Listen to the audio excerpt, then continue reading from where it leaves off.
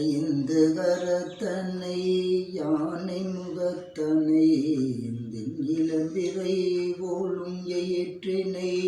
நந்தி மகந்தனை ஞான கொழுந்தினை புந்தியில் வைத்தடி போற்றுகின்றேனே கைத்தல நிறைகனி அப்பமுடு அவள் பொறி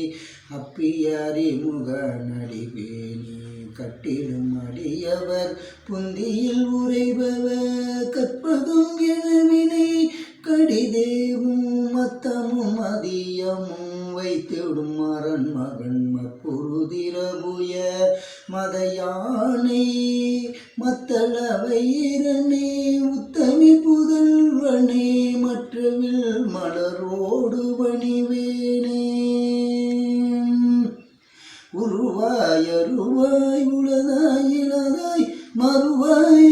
மலராய் மணியாய் ஒளியாய் கருவாய் உயிராய் கதியாய் விதியாய் குருவாய் வருவாய் அருள்வாய் புகனே ஏறுமையில் ஏறி விளையாடு முகம் ஒன்றே ஈஸ்வருடன் ஞான மொழி பேசும் முகம் ஒன்றே